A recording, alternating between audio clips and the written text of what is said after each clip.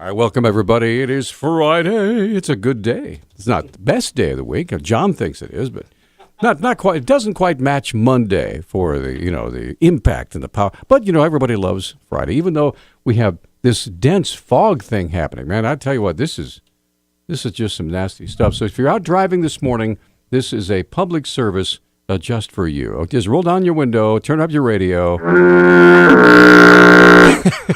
Just let everybody know you're coming, all right? We'll just keep that up for a little while. No, we won't.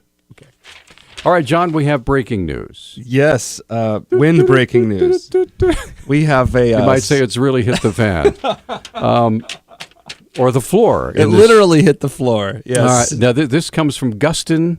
Is it Gustin or Gustine? Gustin. Well, you know what? I actually went, after we saw the AP story, I thought this story was so important that I needed to get on-the-ground coverage. Yes. Leaving no stone unturned. Wow. This is the Channel 8 news team out of Gustine. covering the story live. Are you kidding me? Yeah, no. This is real. And as you have so aptly put it, it's called the Poo Patrol. Okay.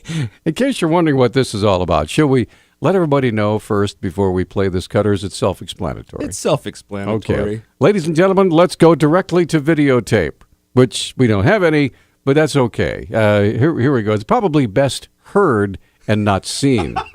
If you know what I mean. So here we go. In Gustine, Texas, population 457, what happens at the schoolhouse affects nearly everyone.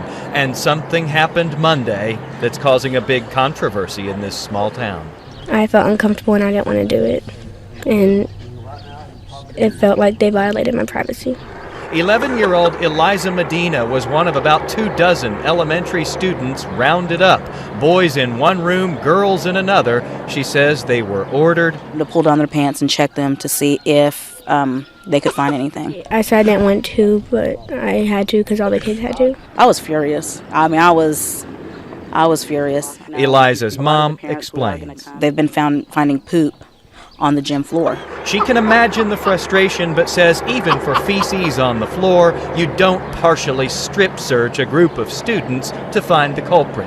If you can't do your job, or if you don't know what you're doing, then you need to be fired. You do not need to be here. The superintendent. Maybe we could find a much better way to help solve this. Acknowledges that making kids drop their pants to determine who caused a mess. That would be too far. It's not. That's not appropriate, and we would not condone that. Wow. And so you would take disciplinary action. But Ken Baugh says his understanding so far is that the children were told to lower their pants just a little. Eliza Medina insists it was more than that. To right there, like to where like your butt is. And her mother says even a little is too much. I mean, wrong is wrong. The superintendent is hoping to have his investigation into all of this wrapped up by tomorrow after he hears from all parties involved. He may yet get an earful, though, Thursday night. Some angry parents already planning to show up to the school board meeting to demand that someone be held accountable. In Gustine, Jason Wheeler, Channel 8 News. All right. Well, what are they going to do when they find the poor kid? We got a mark over here on aisle 3. Well, obviously the only way to handle this, okay, to ensure the privacy of these precious little ones, okay, all right, is to do a DNA test. I mean, obviously there's DNA material laying there on the floor. A poo-opsy?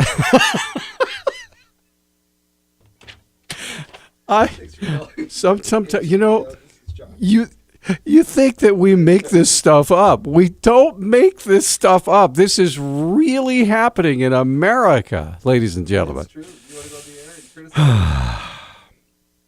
As a matter of fact, the 2 North Texas school administrators are actually on leave after they did what they did. So I guess I would ask you, what do you think? If this was your child, okay, if this was your child, your precious little... What? I think they're 5th graders, right? Well, the girl was 11, so... Okay, yeah, about 5th graders, 4th, 5th graders. All right, so if this was your child, a little boy or a little girl, And this event happened. This, somebody obviously was playing a prank, and well, how do you know it was a prank? The stupid thing the stupid things that kids do. Kids do dumb things. I mean, now I have been a teacher, and you have to. I have had this experience. I literally have dealt with this. Have you really? Not with fifth graders, with high schoolers. Okay. And what was your solution? Oh, Tomikawa High School. Yeah, we were. It was one of my first days. This is in Japan. This is in Japan. All right. And there's all these high schoolers, and they're gathered, and it's like it literally is my first time going to teach this class, which I learned to fear. And I'm wrong; it's not Tomikawa; it was Arakawa. Okay. Anyway, so we go to class, and I'm getting all prepped. I'm talking with the new teacher, whose English is marginal, even though he's the English teacher. And okay, all right. I'm kind of getting I'm starting to kind of realize this is the not so good high school. Okay. So you kind of have a tier system. You have your good high school, which was my favorite high school, which was Shizuna Koko. Right. And all the kids there really want to learn. They're engaged. Not all, but most of them do. And then you go to I have other schools, Biratori, for example. It was just a kind of okay. Now this is the bottom tier high school. This is the kids that just want to work the earth sort of situation. They want to train their horses or grow rice or whatever it is that they do. They don't want to be there. They don't want to be at school. That's for sure. Right, yeah. So I get there and hear all this rowdy nonsense. I'm like, wow, this is like some kind of party going on. And we walk into the classroom. Everybody, all the kids are in a big circle. There's no teacher present. One little female teacher makes it through the crack in the kids and comes rushing out and whispers something really quickly to the other teachers in the hallway. And they dash off running like there's an emergency. So I'm just sitting there dumbfounded. And they come back with like little rubber gloves and a little dustpan. And apparently one of the male students had really dropped his drawers and done his business right in the middle of the classroom floor in full view of everybody. Obviously as a protest. Yes. Of some sort. I'm not sure if it was a direct protest to me or what. All I could say is that we had a delayed class scheduled that morning. So yeah, it's definitely something teachers have to deal with. But I can't say no one was required to drop their drawers. Now, what I want to know is what would the punishment be for the little boy or little girl, heaven forbid, who did that? And of course there'd have to be a trial because there'd have to be that have to. I mean, was it deliberate? What was it an intentional pooping or was it an oopsie poopsie? Was it mitigated, deliberate pooping? Was it, accidental, couldn't wait, tried to get to but I couldn't make it type thing? A second degree pooping. Yeah. What was it? Anyway, we're up against a break, and give us a call if you. Well, we did get one call. Okay. Well, hold on. We'll get to that in a minute. I want to save the suspense when we get back. Hey, it's Talk Back, and it's Friday, baby. Yeah, we're all kind of buried in this fog. It's just weird. It feels like it's London or Seattle or something. I don't know. But here we are. So what was the response? Well, we had a regular listener call in upset that we were laughing at that particular story. Why? He felt that it was something that we should be scared of, that we should be more, I guess, dour about. I mean, obviously, this is an intrusion on privacy. Literally. Okay. You don't get more private than your butt, right? And I dare anybody to try to talk about this without laughing. It's not easy. All right. Allow me to explain something, okay? And this is something that it's kind of like an inside baseball thing, all right? Okay. All right. Now, every radio announcer who has ever lived, all right, especially, well, I'll just make it a blanket statement, and I would challenge every radio announcer who I've ever known. I've been in radio for over 40 years, and I've met a lot of people who've been in radio, and every single one of us, whether consciously or subconsciously, subscribes to the following motto, okay, or life verse, if you will. You're only young once, but you could be immature forever. Okay, that is what we do. I Peter, mean, what is that on the floor? I'm not looking. Wasn't me. Anyway, so 721. check. So Let's check. let's get that DNA thing going, man. You know what's funny? But we actually had this experience at my home this week. Oh no! I kid you not. We're hoping to get off of this subject. Okay, so my wife, she's at school to be a nurse practitioner, and she comes home, and we're like, luckily dinner had just finished, and she's like, "Hey, everybody, I'm going to need some poo to take with me to school tomorrow." Are you joking? I kid you not. Oh my heavenly days! So apparently they're doing some kind of test, maybe a DNA test. I don't know. I didn't get into the specifics. There are easier ways of getting DNA, you know. We all look over at the baby. Isaiah's over there munching on whatever it is. Like, look, we have to look at his poo anyway. So when that guy explodes, you'll know. You go get your kit and you do your stuff, and I'll be grateful to not have to change that diaper. So, because Isaiah, by the way, I mean, it's like wrestling. It's a fight. He tries to do backflips every time. So anyway, we're all waiting. Time's running out. Gets pretty close to bedtime. And we're all like, so is he gonna go? He usually goes right about now. So he doesn't poo go. Watch is on. Yes. So anyway, Wow. he goes to bed, and we have a poo emergency because Ruth and I are looking at each other. I'm like, don't look at me. This is your project. I am not a contributor.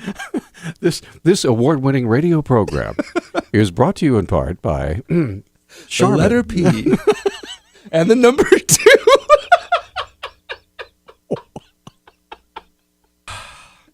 Okay, radio professionals once again. 721-1290 is our number, 1-800-568-5309. Yes, in case you're wondering, we do have a really good time on this show. Okay, every now and then we'll get a topic that tickles our funny bone, and somebody will say something, and he'll look at me, and I'll look at him, but we'll start giggling uncontrollably, and that's what happened there. So everything's fine now. Let's get Rick on the line. Good morning, Rick. Yeah, I was going to say, you guys really went into the toilet on this one. I know. We really wiped out on that one. But, after a tough week, it's nice to sit down and have a good laugh in the morning, and you guys sure hit it today. Well, thank you. I know we have covered some very serious topics. I mean, it was the Montana World Affairs Council on the radio for the whole week. I know. So it was amazing.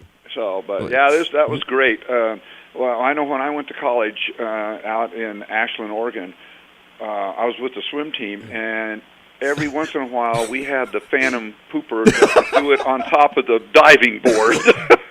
Is that like a Caddyshack moment? Yeah, you might say that. Somebody slips a butterfinger in the pool. Yeah. Anyway, okay. Well, there you go. Well, wait, thank you, Rick, for bringing us back down to earth. We appreciate it. Take care, guys. Take Thanks care, man. a lot. Thanks for the call. That was a little earthy humor there, ladies and gentlemen. So if you were offended by that, too bad. So, all right, we're moving right along, though. So I've got all your stuff here laid out. So. Yeah, we got 7 minutes. Oh, Yes. let's play this clip. Okay, so yesterday I played actually 2 days ago, I believe, played a clip of Eric Schultz, who is the White House deputy press secretary. Right, yeah. And he was explaining how the Taliban were no longer considered terrorists. Now, if you pronounce it Taliban, or Taliban, Yeah. doesn't matter. Taliban Everybody sounds like a candy. It also sounds like a hippie tourist.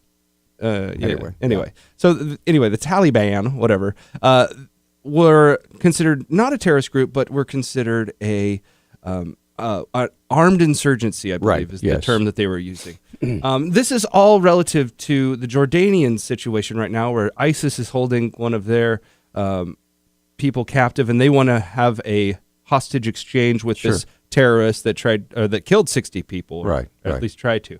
So anyway, now the boss is back in town. Josh Earnest, who is the real press secretary, is there, and John Carl from ABC, who asked the question the other day, gives this pretty much the same question to him, just wants to get a definition, make sure we know what's going on. And this is the waffling definition of terror that Josh Earnest offers. Okay, so here we go. That was the flunky, and this is the boss. Here we go. Yesterday, it was said that the United States government, that the White House does not consider the Taliban to be a terrorist organization.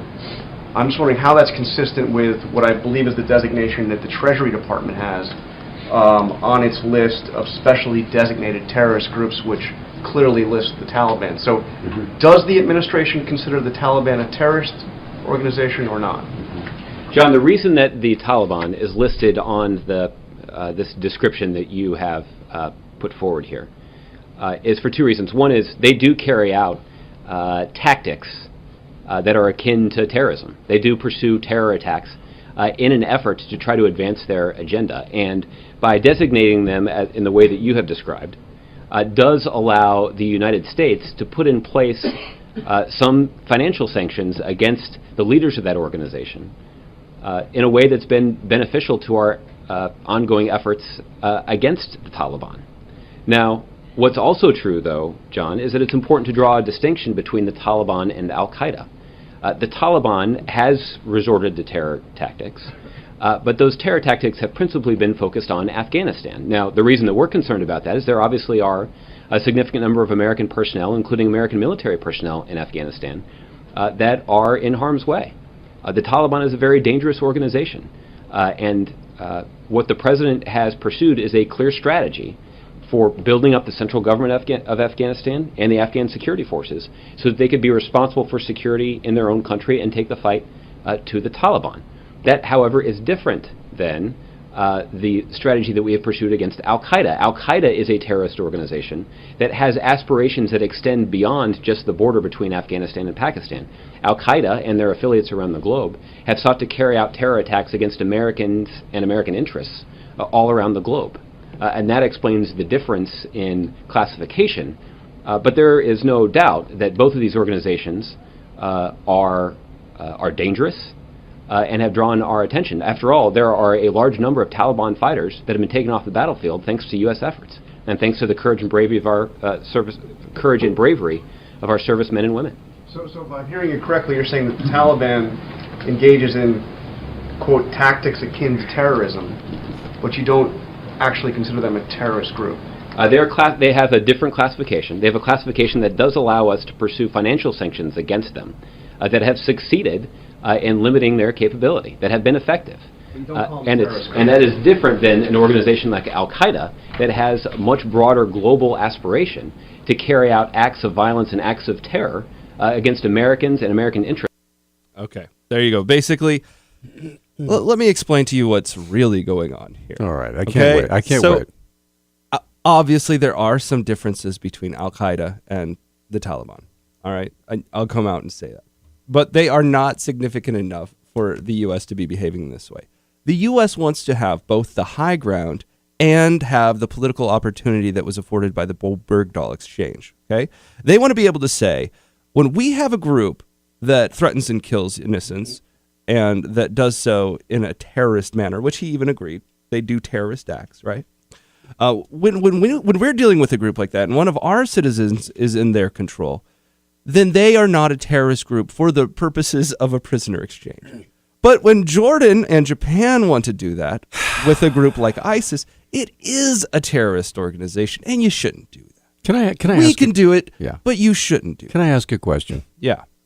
Does anybody around here ever remember a guy named Harry Truman? I don't remember him. He was the president. Of course, when Franklin Delano Roosevelt died, he inherited the presidency, and then he won on his own. And he was a plain speaker. He was absolutely, he would become livid when people would do exactly what these folks are doing, playing with words so we don't offend, or da-da-da-da-da-da-da-da. He was a plain speaker, and I miss that. I miss calling a spade a spade. If a person is a terrorist, they're a terrorist. Treat them like a terrorist. You know, don't namby-pamby and dance around all this nonsense. Just not very well timed. you could say, current event that just popped up this week. So when we exchanged prisoners for when basically we had 5 Taliban members that we sent back to Qatar in exchange for Bo Bergdahl. Okay, they're currently being watched. Well, according to this report, and this is out of Fox, but I'll read it real quick. Quote, a U.S. official confirmed to Fox News that the former Guantanamo prisoner has been intercepted making phone calls to the Taliban. Wow. The development comes amid rising concerns over former Guantanamo detainees returning to the battlefield and over the nature of the Bergdahl-Taliban trade itself last year, which was negotiated with the involvement of the Qatari government. Despite the apparent outreach by one of the traded prisoners, all 5 of the so-called Taliban 5 are still accounted for in Qatar. A senior U.S. official told Fox News, quote, there are no indications that they are a risk right now, another defense official said. In an interview with Fox News, with the Sean Hannity show on Thursday, Pentagon spokesman Rear Admiral John Kirby said, quote, first of all, we take all allegations of re-engagement very seriously. There are different ways of considering re-engagement. It doesn't necessarily mean return to the battlefield. We do take it all seriously. We have a good security partnership with the government of Qatar. They have provided assurances, and I can tell you we are very comfortable at the Defense Department that we can mitigate the threat that could be posed by any one of the individuals in terms of terrorist activity. End Okay. quote. Okay. Well, there you go. Okay, so we exchange terrorists. The terrorists try to go back to being terrorists. Don't look at us, look at Jordan. They're the ones making the decision now. Okay, we're going to take a little break. When we come back, we have a special guest. We're going to shift gears completely and talk about what's going on in Helena right now. We have if you will, a lobbyist, right? Well, thanks for calling KGVO. This is John. He's Mark Meckler, and he's with the Convention of States. And we are going to... So Senate SJ7 will be on the docket next week, February 3rd, and it's the Convention of States resolution. Right. Basically, should Montana join with other states to have a constitutional convention? Mark Meckler is in the state, or I believe he has been recently, to try to urge legislators to support this measure. If you do support such a measure or don't, give us a call at 721-1290. We'll have Mark Meckler from the Convention of States Project on the air. Well, I want to learn more about this, so I'm looking forward to this visit. This is going to be great, and so we'll take a quick break and come right back with more of Talkback after this timeout. This is Talkback for 721-1290 is our number, 1-800-568-5309. You're also welcome to make your comments known on our Facebook page. That's John King over there, and I'm Peter Christian. Not quite sure which one of us is number 1 or number 2 today. I'll be number 2. How's that? Anyway, but we have a special guest waiting on the phone. Now, you've got his bio right That's there. right. Today we'll be speaking with Mark Meckler. I'm going to read from his bio that I got off of the Convention of States website. All right. So, here you go. Mark, blush all you want. Okay. Mark is one of the nation's most effective grassroots activists after co-founding and being the national coordinator of the Tea Party Patriots. He founded Citizens for Self-Governance to revolutionize American government. Founded in February 2012, this grassroots initiative expands and directs the ever-growing bipartisan self-governance movement. Mark appeared regularly on wide variety of television outlets, including MSNBC, ABC, NBC, Fox News, CNN, Bloomberg, Fox Business, and the BBC, not to mention KGVO News in Missoula, Montana, the most extraordinary... Oh, wait, that's not part of this bio. He is the author of The Tea Party Patriots, The Second American Revolution, and writes regularly on Breitbart, The American Spectator, and selfgovern.com. He is also an attorney who specializes in internet privacy law. Mark and his wife live in Northern California with their 2 teenage children, where they share the love of the outdoors, mountain biking, soccer, and horses. Very cool. So. Hey, Mark, good morning and welcome to Montana, sir. How are you? I am fantastic. I realize we need one correction to the bio. My young son is 19 now, and he is off at boot camp for the United States Marines. So wow. Well, I'm sure they play soccer at boot camp. Maybe. I'm not Probably not. Probably not. The letters don't sound anything like that. If they do, they probably don't deflate the ball. Yeah. All right. Now, let's talk about the reason you're here in Montana, Mark. What's going on with our Montana legislators? What are you asking them to support? Well, what we're asking them to support is what's called the Convention of States resolution, and that's a resolution asking Montana to call for a convention of states for proposing amendments to the Constitution. That's under Article 5, the second clause of Article 5 of the United States Constitution. And the reason is everybody acknowledges, and when I say everybody, I mean this is bipartisan. 66% of the American public say that the federal government is too big and it's out of control. And if you ask anybody, either side of the aisle, they'll tell you they don't believe that Washington, D.C. will ever restrain itself. We've got no history of Washington, D.C. ever imposing restraint on itself. The only way we can do it is by calling a convention, and the purpose of the convention specifically, according to the application, is to propose scope and jurisdiction restraints and fiscal restraints on the federal government. So, okay, one of the things that often comes up when we talk about a constitutional convention is there's a perceived risk that the Constitutional Convention ends up rewriting or changing large sections of our U.S. Constitution in a way that could be contrary to what many of the supporters of the Constitutional Convention are saying will happen. Yeah, that's what we would call the runaway argument, and it is made by a small fringe of folks on the right, on conservatives. And it's important why I say small fringe, because if you look at the people who are in support of the Article 5 movement today in America, it is the vast, vast majority of prominent conservatives in the United States of America. It goes from Rush Limbaugh, Mark Levin, Glenn Beck, Sean Hannity, Senator Tom Coburn, Governor Bobby Jindal. I mean, on and on and on and on the list of prominent conservative thinkers, lawyers like Robbie George at Princeton and Randy Barnett at Georgetown Center for the Constitution.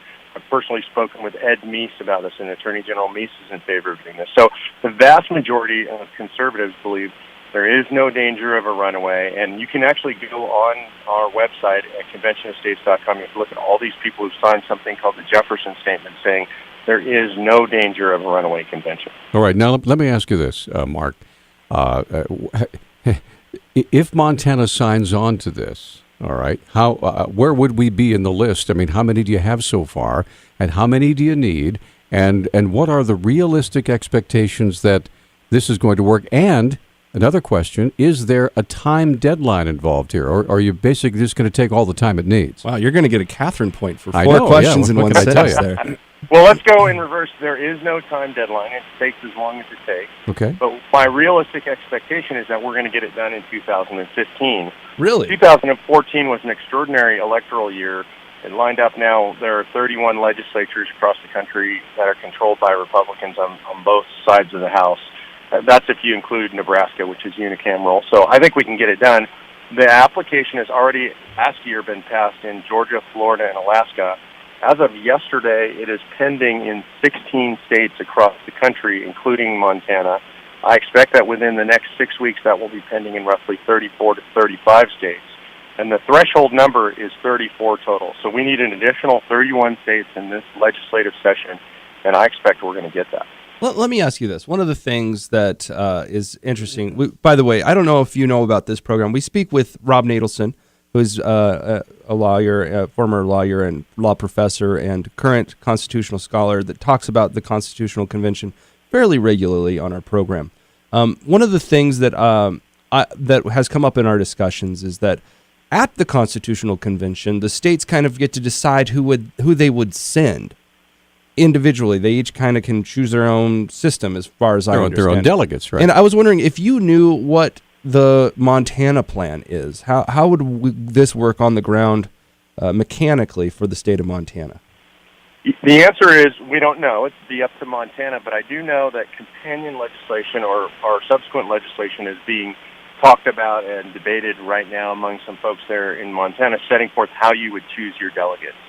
It's really up to the legislature to decide how those delegates are chosen, but a lot of the states are in advance sitting down and making decisions within the states about how they would do that. So, go ahead. No, I was going to say, we're up against a break, Mark, and one of my questions, and every time I talk about this with people, the fear says, okay, well, yeah, it's just a thinly veiled disguise to do away with the Second Amendment. All right, I hear that every time we talk about this, and I would like you to address that specifically, and we'll come back in a moment. I know John has questions. We have two lines open if you'd like to visit with Mark Meckler. give us a call. The lines are open, 721-1290. We'll be right back. We're back on Talkback. John King's over there. I'm Peter Christian. Joining us on the phone, Mark Meckler, who is with us from the Convention of States. And I asked you a question, Mark, before the break, dealing specifically with the warning that we hear over and over again. If you do this, you open this door, somebody's going to come in there and try to rewrite the Second Amendment. So how do you respond to that? Well, first of all, I'll respond technically, legally, which is to say that our application only allows discussion of things which would restrict the scope, power, and jurisdiction of the federal government. Now, of course, doing away with or limiting the Second Amendment increases the scope, power, and jurisdiction of the Second Amendment, so it's just simply not available. I think it's also really important to note, if you go to our website at conventionofstates.com, and if you look at what's called the Jefferson Statement there, you'll see one of the signatories on the Jefferson Statement is a guy by the name of Charles Cooper, and Chuck is actually the outside constitutional litigator for the NRA, and I seriously doubt that Chuck would have signed on to be part of our legal board of reference if he had any indication, any fear whatsoever the Second Amendment would be under attack. And in fact, in a convention by our calling, we would have an opportunity to strengthen the Second Amendment if we chose to. In other words, we could say, no, really, we actually mean that the government shall not infringe on the right to keep and bear arms. Okay, let's get we have a caller. Marilyn, you're on with Mark Meckler. Go ahead. Yes, I'm definitely for this, and I got several things to say. One mistake that people keep doing, and I noticed John did it 3 different times. They keep they keep calling it convention or constitutional convention, and it is not. We need to call it a convention of the states. That would eliminate a lot of the confusion right there. And second thing, in the list of people that are backing this, I can't remember that he mentioned Mark Levin, and Mark Levin has written a book on it called The Liberty Amendments, and I've got it, and I've read it several times and have underlined and highlighted it, and there's quite a few different things, like the federal spending that's going on, that they're not going to control themselves, and the lifetime appointments of the Supreme Court. That would be something that they could undo, and there's quite a few things, like you said, strengthening our Second Amendment instead of they've been infringing on it for years. I mean, there's a whole host of things where we have got to take control back from our federal government, and this would be a way to do it. And in Mark's book, it talks about how the founders, they knew this was going to happen. They knew these guys would abuse their power, and this is a way to get it back. Okay, Marilyn, thanks. Yeah. Thanks for your call. So I'll take that criticism. I think she's right about correcting me on that.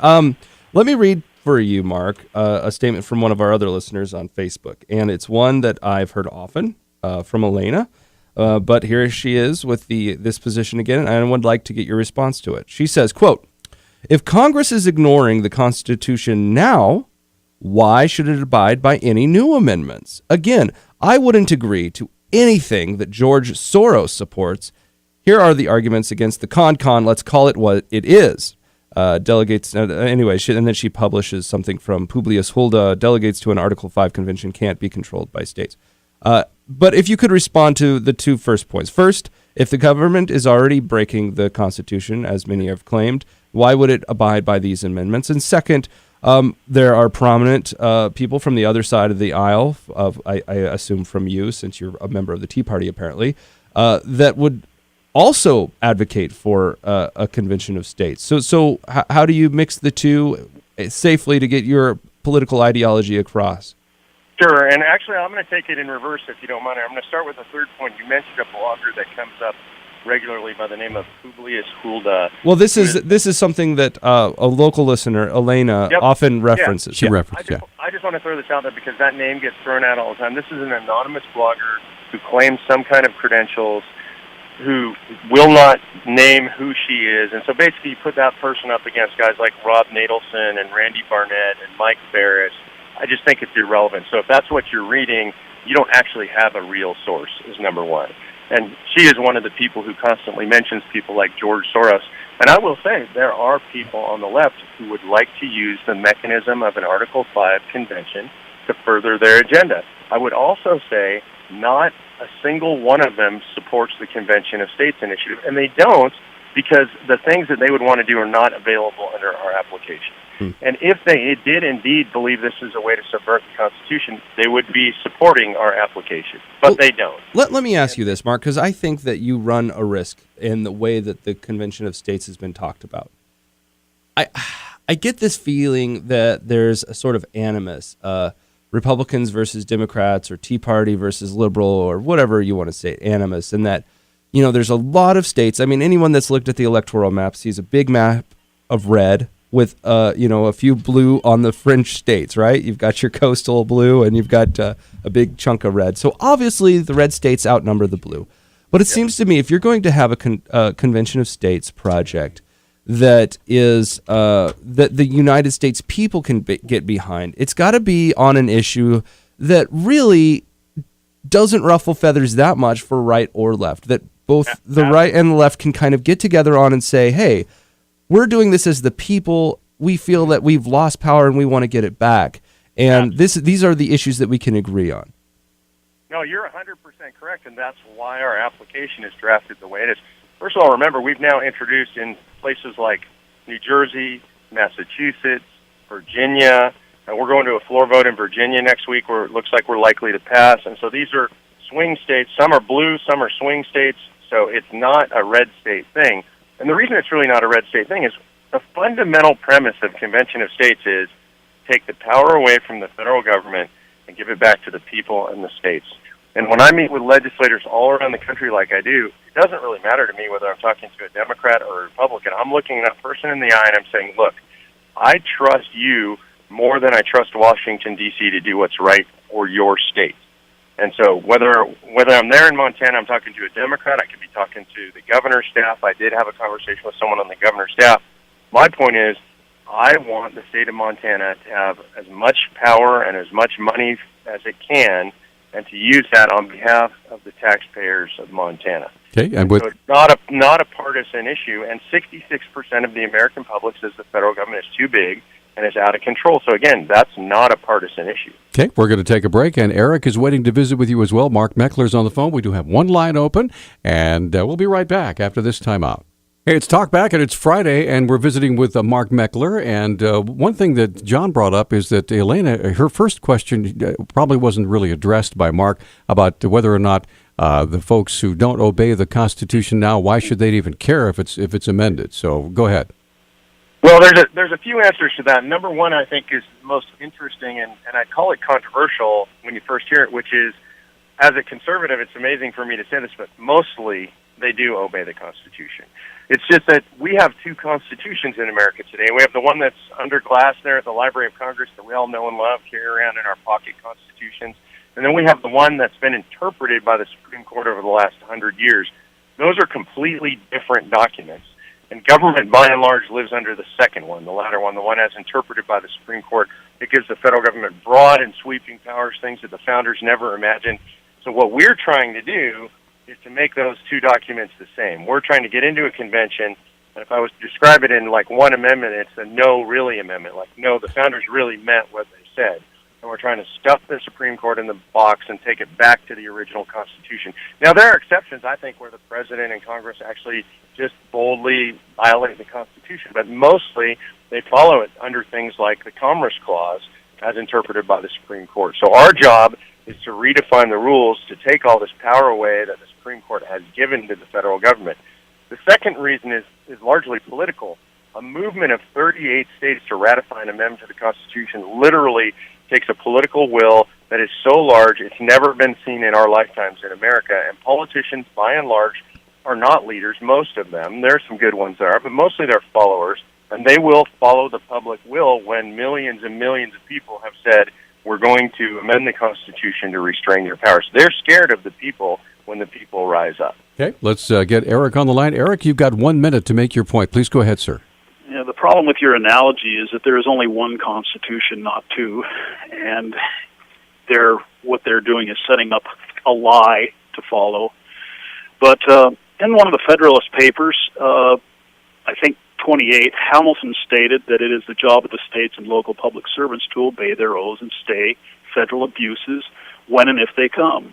And this isn't being done. One example One only has to look at when a gun store calls for a background check on you to the ATF or FBI, and this is outside of due process of law, and they can keep you from buying a firearm. Why do you think that state and local public servants will change their lying colors in the form of a state constitution when right now they're working in collusion with the federal government? Thanks. Okay, thanks for the call. So we have about 30 seconds. Mark, you can hit the top of the trees, and then we'll get into it later at the top of the hour. Go ahead.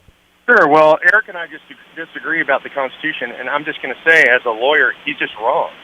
We do live under the Constitution as interpreted by the Supreme Court. That's just a fact on the ground.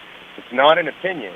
And so governments behave according to the strictures imposed on them by the Supreme Court. Now, to be fair, that's not something that the federal government ever intended. That's not what the founders intended when they set it up. They didn't expect the Supreme Court to be doing all this judicial review of the Constitution. But the fact is, that's what government operates under. That's the rule set. Okay, and we will take a break, and Mark Meckler is going to stay with us till about 9:30. So, Craig, if you don't mind holding, I'm sorry about that, but we have to take this break, and we will be right back after the top of the hour news. Okay, we're back. Hour number 2 underway. John King's over there. I'm Peter Christian. Joining us on the phone, he's in Helena right now. Mark Meckler with Actually, he's in California, but he's coming. He was in Helena last week. Okay, and is coming back, I believe. Is that right, Mark? Wow. Yeah, I'll be back there next week, probably Monday and Tuesday. Fantastic. Wow. Are you flying around with some rich bureaucrats from Washington, D.C.? I mean, how do you afford all these trips? Only if the rich bureaucrats ride horses, then maybe. Okay. All right. I was thinking maybe there's room in Nancy Pelosi's plane for you. Anyway, but we do have a listener who's been waiting all the way through the break to visit with you. Craig, first of all, thank you for your patience, and good morning. You're on with Mark. Hey, good morning, Mark. So the thought of this convention is both frightening and exciting. But the odds of the citizens regaining control of their constitution or anything, I think, are slim. And for our protection, you've got a couple of sharp gals there on that call in, like Catherine and Candy, and we could send one of them smart ladies along with you. Maybe they could help keep those guys in tow. Possibly. Yeah, it is a mess, It's frightening what it's going to happen if we don't have one. It's frightening what's going to happen if we do have one. But that's it. All right, Craig. Thanks for the call. So, Mark, what do you think about that? It's both frightening and exciting. I think a lot of people share Craig's feelings about it, and I think the more time you spend in it, the more the excitement takes over and the fear goes away. People are scared. I get that people are scared, but we can't let fear stop us. I mean, imagine if the Patriots back in the Revolution that were scared, which is probably most of them, right? Imagine if they had decided not to act because they were scared. They took far greater risks than we're taking now, and they moved forward. And remember, only 30% of folks were Patriots that actually supported the revolution, and they got it done. And we're going to get it done, and there's really nothing to be scared of. And let me give you the bottom line reason why. I'm a math guy, right? The numbers don't lie if you look at the real numbers. Anything that comes out of that convention takes 38 states to ratify. It's a big number, right? So you guys somebody mentioned it's got to be kind of a down-the-middle idea. It's going to be things like term limits and balanced budget amendment, single subject amendment. Like you guys have a single subject thing there in Montana. A bill can only contain one subject. These are things that the vast majority of Americans support, term limits for Supreme Court justices. And so those are the kind of things that are going to come out of convention. They're not going to be scary stuff. And even if something scary came out, 38 states have to approve. It's a super high bar. And if you flip the math around, only 13 states can stop anything. And it's really just one house in each of 13 states. So I don't know about you guys, but I know in the 13 most conservative states in America, in one house, guys like you working and me and Rush and Mark Levin and Sean Hannity and Glenn Beck and all the great conservatives in America, we could stop anything we would want to stop in one house in 13 states. And if you don't believe that, then we shouldn't even be paying attention to politics. I should retire, go home, and hang out with my kids and my horse. All right, let's get go ahead. I wanted to read. This is a response since you were talking about Publius Hulda. I figured I'd throw the mysterious individual a bone and respond with Elena's quote here. She says, "No matter who Hulda is, her arguments make sense. By the way, Nadelson was so sure about CI 75, but the Supremes threw it out. That'd be the Montana Supreme Court. CI 75 was a bill. It was a little bit before my political something to do time. with something to do with taxes. It dealt with taxes here in the state of Montana and kind of a bar on increasing them, I believe, without a public vote or a popular vote. So, anyway, what do you say? Do you think that Hulda's arguments make sense or not? I guess. No, I don't think they make sense, and they don't hold up based on history, and they don't hold up based on reality. And again, anybody that's not willing to show their face in public, I'm just going to question that. And even if you said they were somehow equal to all these great constitutional scholars we've named, I mean, people who like Rob Nadelson, who you guys know really well, who Montanans know really well, who would tell you that the things that publicists Hulda say are not true, they don't make sense in the light of history.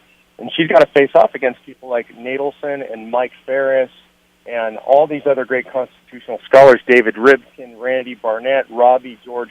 She can't hold a candle to any of these people, and she's not willing to come out in public and say these things. And I believe it's because she's not who she says she is. She's a fraud.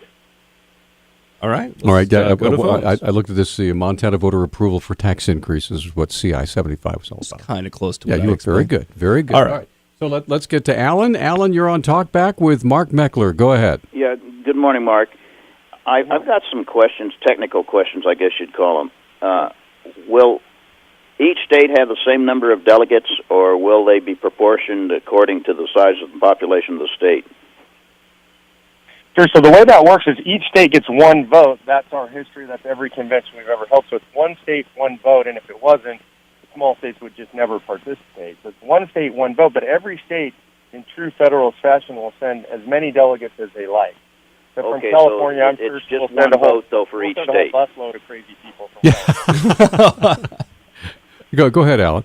Yeah, and where will this convention be held? Has that been set up, or any idea yet? No, I think that's a great question. So Congress has one role in this whole thing, and it's a ministerial role, and the Constitution says that when 34 states file the application, Congress sets the time and place. Now, here's my guess, and I'd put money on it. Congress will call the place as Washington, D.C. And all the delegates, all the folks I've talked to in the states, all the legislators say what they'll do, and I support this, is they'll convene in Washington, D.C. for 1 hour, and then they'll set the time and place for elsewhere. And my suggestion would be, somewhere in the heartland of America that better represents the American public. Right smack dab in the middle of the country. Put it in Iowa or Kansas. Exactly. And I'm a little bit partial to Oklahoma City. Tom Coburn's a big supporter. So. There you go. So anything else, Alan? Yeah, just where would the funding come from? How would these delegates be paid, or will they be paid, or will each state fund their own? How does that work? Generally speaking, our history is that each state funds their own. It's done on a state-by-state basis. And generally, the states will get together and fund their own delegates coming together. See, this could be a long-lasting situation. This could go on for a long time. Yeah, is there a time limit for it? I expect at a minimum it would take several months. So are you saying that these people, all these delegates, will be in one place working this out for several months?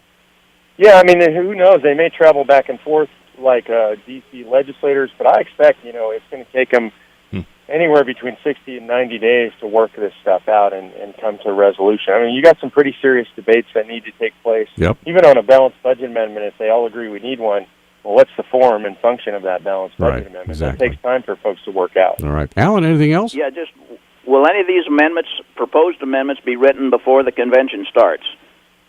I think you will. I think what will happen is, I'm guessing that once the convention is called, people will start jockeying and preparing their own amendments. I imagine you'll end up with organizations that support particular amendments. So I expect that delegates are going to come from their states with particular amendments in their pockets. This is generally the way these things work. People don't come in just cold and blind. They are prepared when they come in. I think that's really healthy for the process. We're going to see a lot of stuff laid on the table and then a lot of debate about it. Now, I bet you can find some of these amendments already in existence in the slush pile of amendments that politicians run on during election season but get thrown on the trash heap because they're impossible to pass in the real absolutely. And in fact, if you read Mark Levin's book, he's proposed 11 of them, what he calls the Liberty Amendments. I'm sure a lot of folks will bring those to the table. And so, yeah, I think they're going to bring a lot of amendments. I think that convention is going to start with a whole pile of amendments. Thanks, Alan. No, can we get C-SPAN to televise this convention? Oh. I certainly hope so, and I think they'll want to. It'll be up to the convention to set its own rules, but I, for one, would be for a wide-open convention. I think it would be great for the American public at large to see and be involved in that. Alan, thanks, man. We're up against a break. We'll be right back. Mark Meckler is going to stay with us for about another 15, 20 minutes. And if you have a question or a comment, now's the time. 721-1290. We'll be right back. This is Talk Back, and we're rolling right along on this Friday, and we are very privileged to have Mark Meckler joining us. He's in California right now, but coming back to Montana. And he was here last week, and that's what I wanted to ask him about. So apparently, Mark, I assume you were kind of petitioning various legislators about this, lobbying, if you will. I don't know if that's technically what you were doing or not, but trying to get this Convention of States project passed. And I wanted to understand or get from you what the feedback was from the legislators in Helena.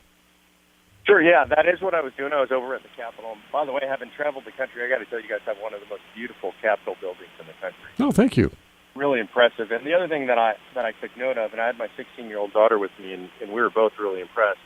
The Capitol itself, and watching the legislature, it's really a citizen legislature. It's what the founders intended that we have at the legislature. So it's impressive to watch it and to meet the folks in the legislature, real citizens actually doing a civic duty. So I was impressed, and the response was good. It was really interesting.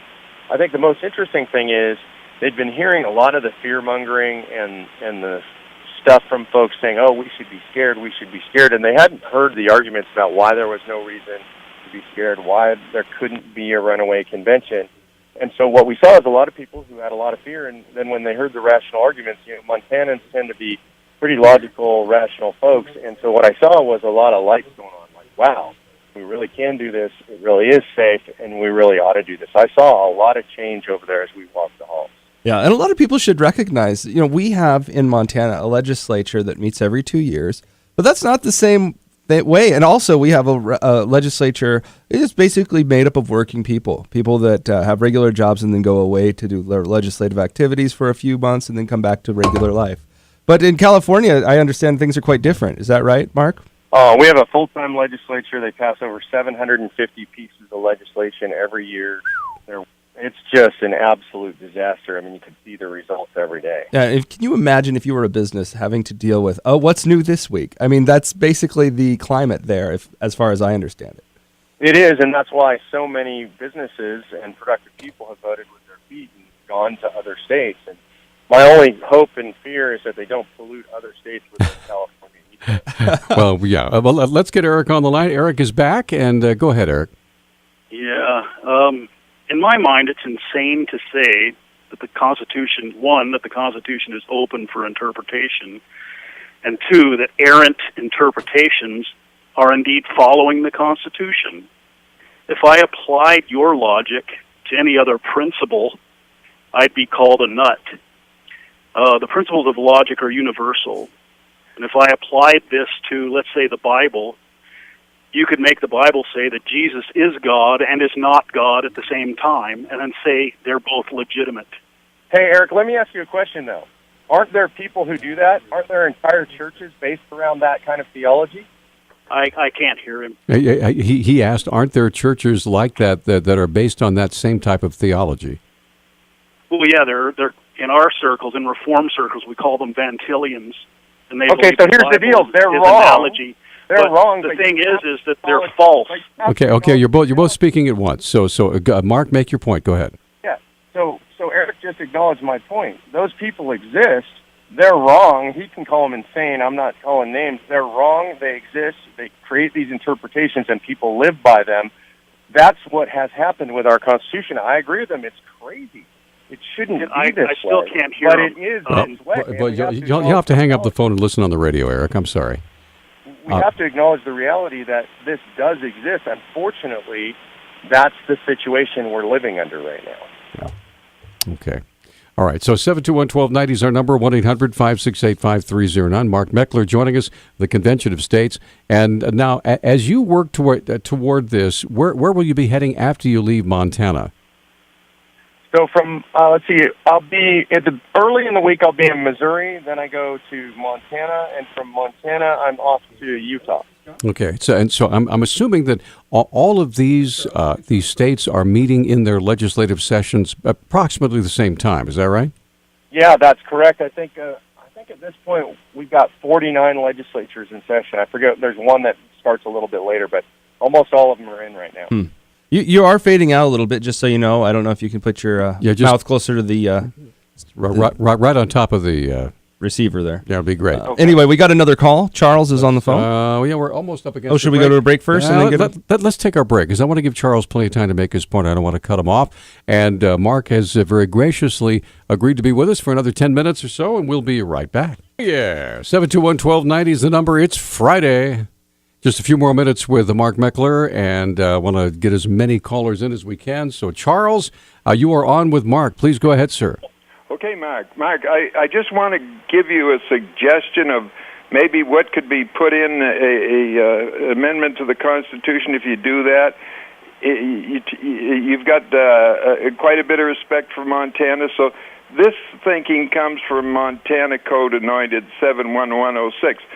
I think it's annotated, not anointed. But anointed is good, though. Annotated. The powers of the town, and you can say the state then, see? The town shall have all powers possible for a self-government town under the Constitution and laws of this state as fully and completely as though they were specifically enumerated in this charter. Construction. The powers of the town under this charter shall be construed liberally in favor of the town. Now, you'd say state, right? And the specific mention of particular powers in the charter shall not be construed as limiting in any way the general power stated in this article. Now, here's the clincher. Every reasonable doubt as to the existence of a local government power, see as a state power or authority, shall be resolved in favor of the existence of that power or authority. At the present time, what it seems to be is they say if there's any doubt, it goes to the federal government. That's the supremacy clause, right? So it's basically when in doubt, side with the states would be the... Right. Okay. All right. Thanks, Charles. What do you think, Mark? What do you think about that?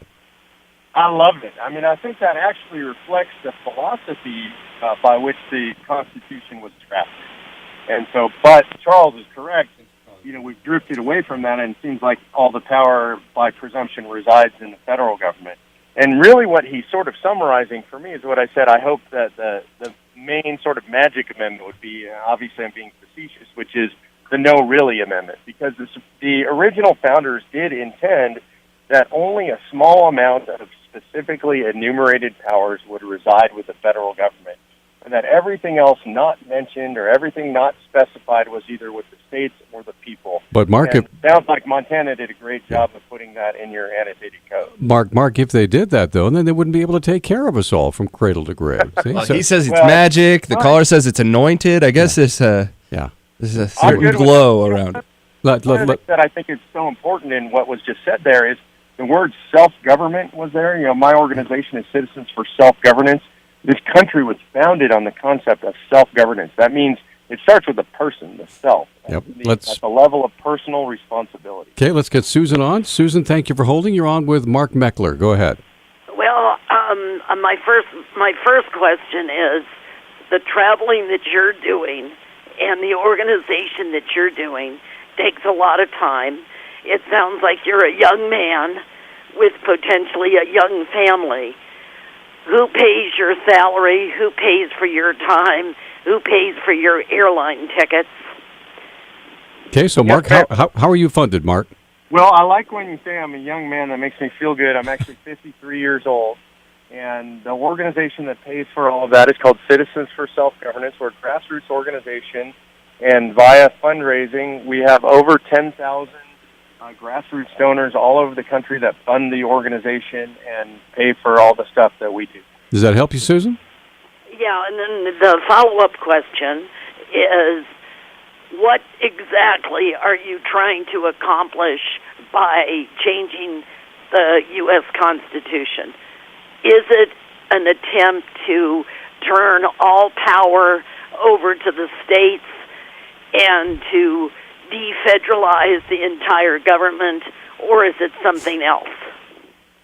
The intent is to return it to the balance as structured by the founders. It was a beautiful balance that they created.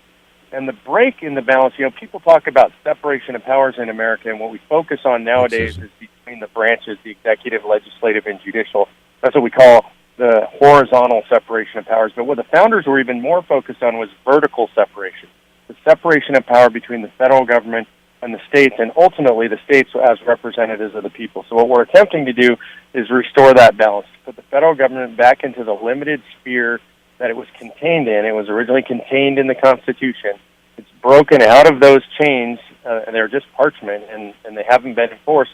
So our goal is to drive it back into the bounds of the original Constitution. Okay, let's get one more call in before we let you go. Mike, you are on with Mark Meckler. Go ahead. Yeah, good morning, Mark.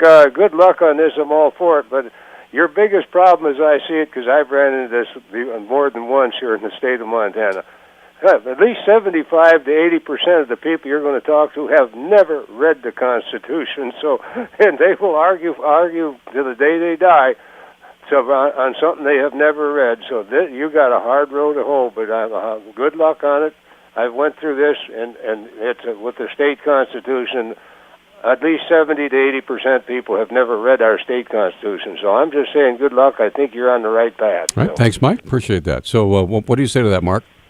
I don't know if Mike's numbers are right, but he's certainly right. Not enough people read the Constitution, especially the state Constitution. Yeah. But the hopeful note is more people today in the United States of America are physically in possession of a Constitution than ever before in the history of the United States. Lots of good organizations giving out free constitutions, from Heritage to Cato to NCCS. And so people are getting it, people are getting interested, and that's really, really important. I'd like to close with this, which is this is going to happen, but it's only going to happen if people get involved, because it's only the people that can make this happen. This is not about politicians. It's not about special interest groups. This is, in Article 5, it says the people can rise up as the sovereign citizens of the United States of America and reclaim their government. If folks want to do that, there in Montana, you need to call your state legislator and let them know to support the Convention of State Resolution. That's really important. The number one thing your listeners can do, pick up the phone, call your representative, call your senator, tell them to support it. It's going to be in committee next week on the 3rd. We need to get it out of committee and then get it onto the floor. Only you guys can do it. And if you want to know more, go to conventionofstates.com. All the information is there, pros and cons. If you want to see both sides of the argument, we air them equally so you can see them there. Again, conventionofstates.com. Great, Mark. Thanks so much. Thanks for having me, guys. Appreciate it. We look forward to talking with you again. And I'm posting the draft. This is the Montana Legislature's, the bill that they're looking at, SJ7. Okay. All right. You can find it on our Facebook page and read about what they'll actually be considering on the 3rd. And in case you don't know, the number to get a hold of any legislator, and I have done this the last couple of days, and the staff that answers this number at 406-444-4800, they are really on top of it. And when they say they're going to get a legislator to call you back, they do. And they actually take a note and personally deliver it to the person. If they're in session, if they're in committee, they hand it right to them and make them acknowledge that they've received that note with your message and your phone number. And our legislature isn't so big and huge that you can't have that personal touch, and I really appreciate that. So we're going to take a little break, come right back, 721-1290, 1-800-568-5309. We're coming right back. And our numbers are 721-1290, 1-800-568-5309, or you can make your comments known on our Facebook page. So there you go. It might be dirtier than poop, but apparently the Keystone XL pipeline passed the Senate yesterday. Yes, it did. The vote was 62-36. Now, in this particular vote, I did check, and both Steve Daines and John Tester did vote for the bill. So John Tester was against the bill, and now he's for the bill. Well, he was always for the bill. Yeah. He was for the filibuster as well, though. All right. Now, the filibuster, just so you know, basically, filibuster stops conversation on a bill. I guess in many ways it's the opposite. It stops voting on a bill and makes it go back to the conversation mode, right? Okay. So he when he was talking about why he voted to filibuster the bill and not let it go through the Senate, the reason why was because they needed more time to talk about amendments. So I called his office in Missoula yesterday and I said, hey, it looks like Senate just passed Keystone XL. I want to know if any of the amendments that one of the big ones that Tester was trumpeting was this amendment to make it so that oil that comes down the pipeline would end up in America, wouldn't be exported. Other ones that were considered was one by Al Franken that makes sure all the steel that goes into it was manufactured by the the American Steel Union, right, or whatever. So anyway, but apparently like none of those made it in. So you got to wonder. So what was the point? Well, yeah, what was the point of the filibuster? Did you get what you were gunning for? If he didn't, which it looks like he didn't, then all of the things that I said about it being maybe a smart tactical move, not that great. Because frankly, what's really going to come down to, right, is the president's going to veto it. Right. It will come back to the Senate, and then they have to say yay or nay or what they're going to do with it. And they need 66 votes to override the veto, and it passed 62 to 36. So somewhere they need to come up with 4 more Democrats to vote for it. Right. So basically the only way to get this through is to, convert Democrats somehow. Probably not going to happen. Number 2, amend the bill and include a bunch of pork for Democrat states so that you can get Democrats. Oh, I see. Yeah, that's likely. Bribe them, basically, right? This happens all the time. Yeah, I know. And then the third way is to have another election and kick some people out of office, which we will have in 2 years. But or a year and a half, but frankly, I don't believe in the next election cycle there's that many that are at risk. One of the ones that is at risk is already in support of Keystone XL. That would be John Tester. Right. Yeah. Now, please remember that the presidential election is coming up in 2016, and the Keystone XL pipeline, as important as many people think it is not the only thing on the horizon. However, although the House and Senate have said it's job number 1. Yeah, that's true. But let's say Hillary Clinton is elected president, which I believe if she runs, she will be. I don't agree with you, but okay. People said I was crazy when I said that Barack Obama would win his second term, and he did. So anyway, if Hillary Clinton is elected president, you can pretty much bank on the fact that she will veto it again. Why do you think that? I think she would be much more likely to pass it than Barack. I don't believe so. Why? Because she'll be able to go back to her liberal roots. And anyway, that's just my opinion. Maybe I'm wrong on that. Maybe you can call me out on this. But I think that when you look, and I think when Democrats look at Hillary and Barack Obama, they look at Hillary Clinton as coming from the business wing of the Democratic Party. All right. Having far more, and frankly, her husband, for all of his many faults, many of which involve women, this is a guy that actually did make deals. This is a guy that sat down, crossed the aisle in many ways, signed welfare reform, and multiple other things. Yes, he was brought to, but remember, the House and the Senate, there were less Republicans in the House when he did that, right, than the current situation. Okay. You do not see the same kind of cross the aisle work that you saw with Bill Clinton, with Barack Obama. And I think you probably are more likely to see it with Hillary Clinton than Barack Obama. Well, let's get back to the phones. Let's say good morning to James. Hey, James, what's up?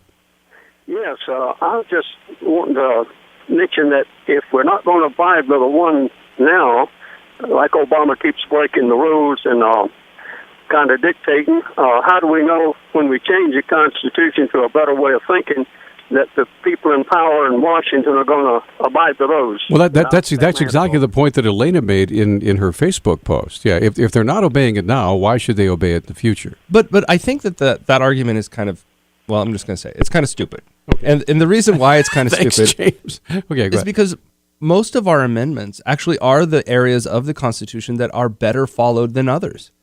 When we specifically, when you put the letters on the page, the amendments, for the most part, we don't have Jim Crow laws, we don't have slavery, we don't have, we're allowed to to go out and buy a beer now because they changed that part of, it seems to me that when you do things by the amendment process, that it is much more likely that the government will follow along with it. The Supreme Court will have a harder time squirreling out of it. What do you guys think? 721-1290, 1-800-568-5309. We're up against a break, so go ahead. Well, and furthermore, I'll call Elena out on this one since she's the one that's out there.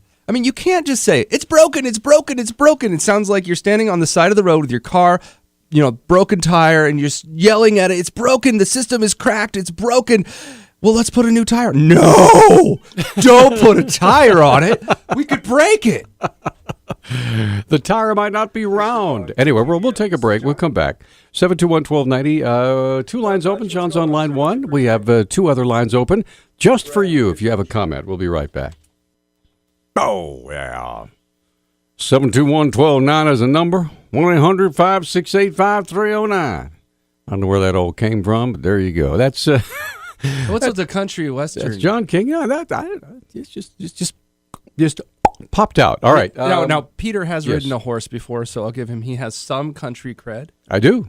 So, I used to own a horse. That's far more country than I have a retired cutting horse named Mickey. That I got from Edgar Brown out in Silver Star. That your mom punched in the face, right? No, that was a different one. All right, let's. I'll tell that story someday. Let's get Brad on the line. Good morning, Brad. How are you? I'm finer than frog's hair. How are you today? Yeah, I love that expression. Go ahead. What's up? Frog's hair. That's great. I've never heard that before. Finer than frog's hair. You bet. Well, I commend the gentleman for attempting to restore the Constitution and giving it back to the public. But the system is fundamentally flawed, in my opinion. You have 100 choices of potato chips, 100 choices of candy bars, 100 choices of soda pops, 100 choices of cigarettes, but you have 2 political parties which have one common denominator. They are all belong to a fraternal order of Freemasonry. So until you remove the fraternal brotherhood from each elected post at the state and federal level, nothing's ever going to change. So I take it that you see the Freemasons as a kind of conspiratorial control of the U.S. government. Well, you can call me a conspiracy theorist or whatever, but okay, I guess I will. But let me ask you this: actually assassinated by them for not following the game plan. Let me ask you this: when you have when you have a fraternal order running both political parties which lean on each other, and you don't see much difference between the 2 political parties, I think there's something wrong. You don't see much difference between the Republican and the Democratic parties. Pardon me? You don't see much difference between the Republican and Democratic parties. I see a change of face, and that's about all I see. So, they both are corporate sponsored.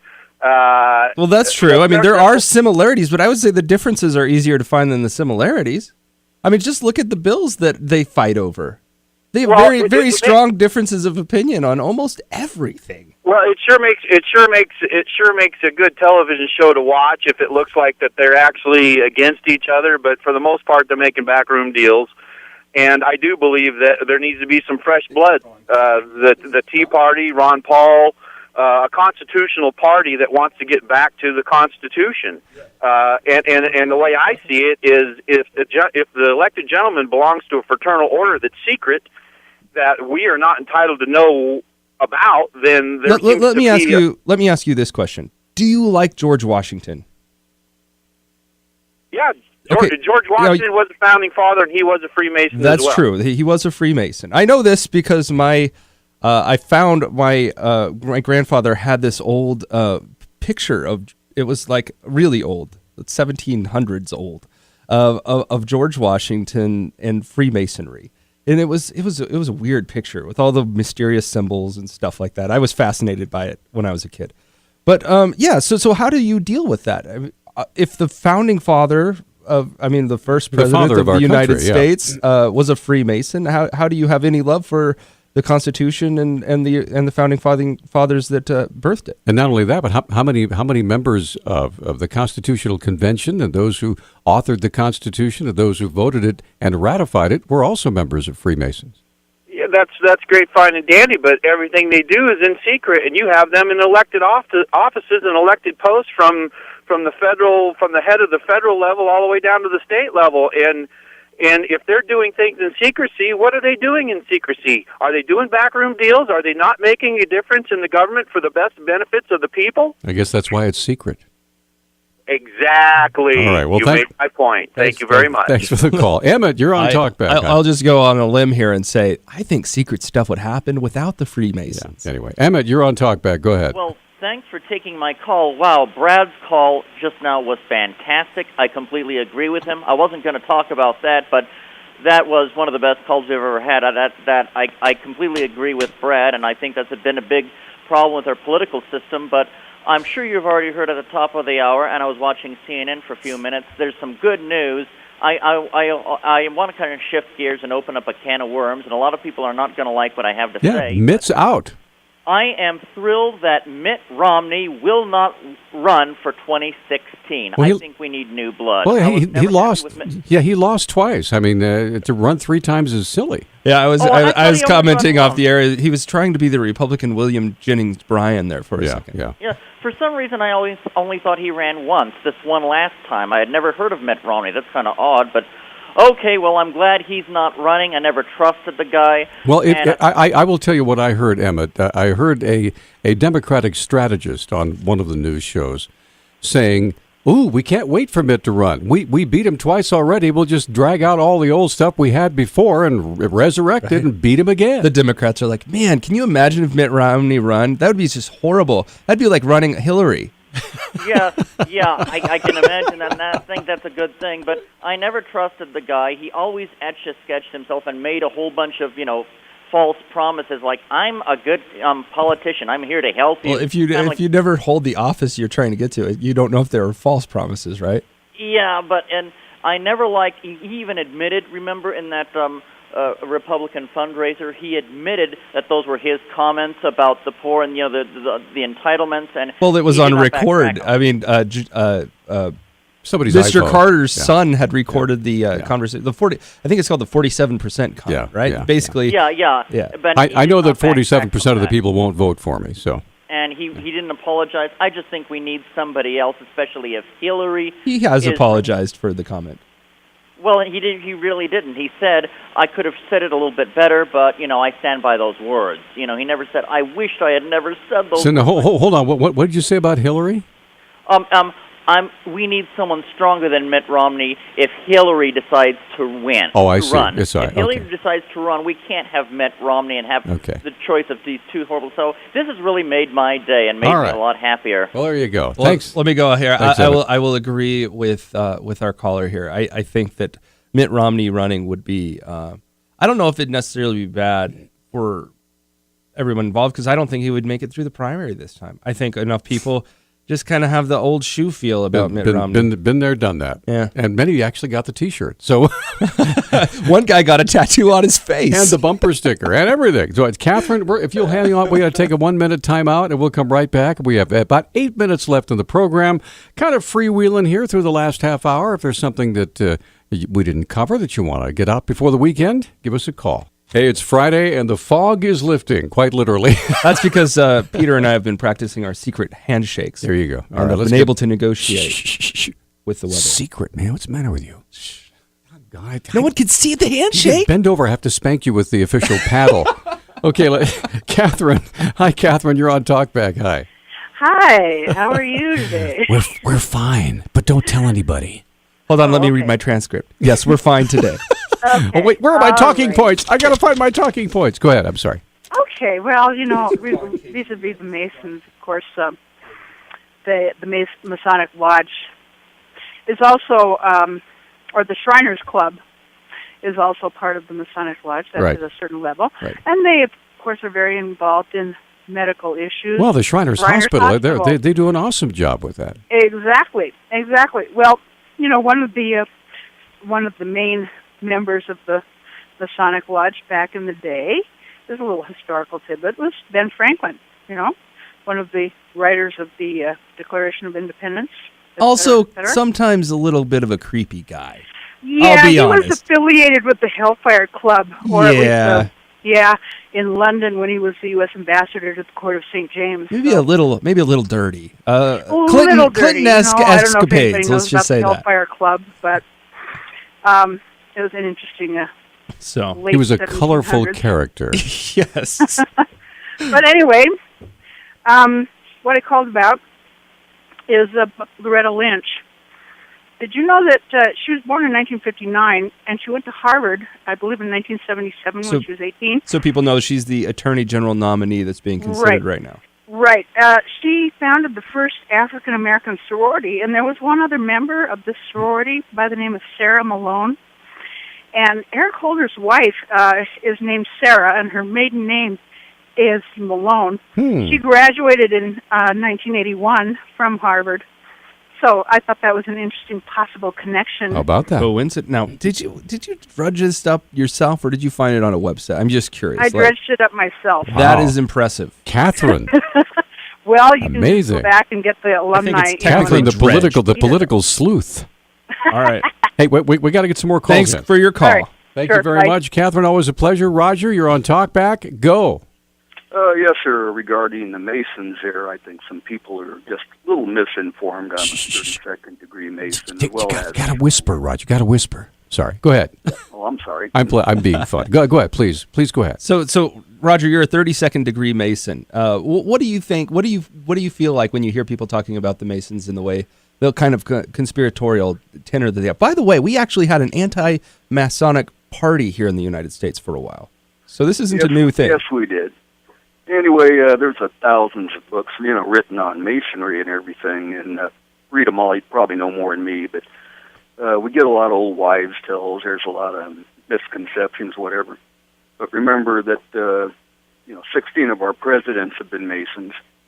The last one was Jerry Ford, and most of the defenders at the Alamo, Davy Crockett, Bowie, and Travis, they were Masons. And the original officer corps, the Rough Riders, they were all Masons, starting with, Theodore and all. So they have a lot to do with our history. So tell me, what made you want to be a Mason? I'm curious.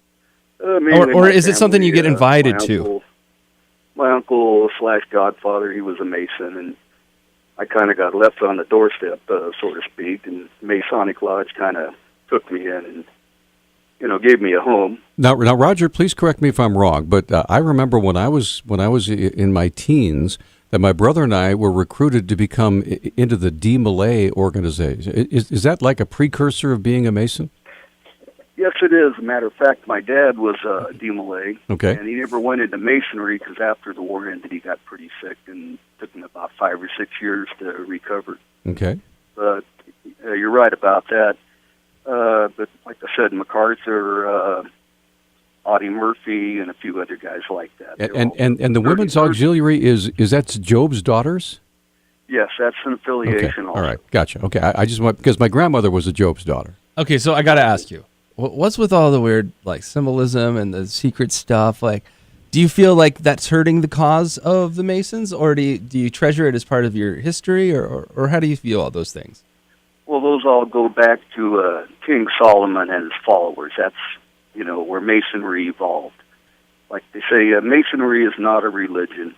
We are defined as a selective social fraternity based on the Bible. And so somebody has to be invited to attend, right? Well, you have to ask to be one, know a Mason, and ask them, and they'll get a petition, and you go through the background and all that kind of stuff. Okay. But anyway, getting back to the secret societies and all that, the U.S. Constitution does say that you cannot have a secret organization in the United States. Masonry is an organization of secrets. Now, that may sound like a little play on words or something, but the Constitution says no secret organizations, but Masonry is an organization of secrets. All right. Like the handshakes, the symbols, a certain this, a certain that. Okay. Roger, we got to get one more call in. Okay, very good. Well, thank you, sir. Thanks for Appreciate it. calling. We appreciate it. Color And- me bemused and confused. All right. Well, let Dave.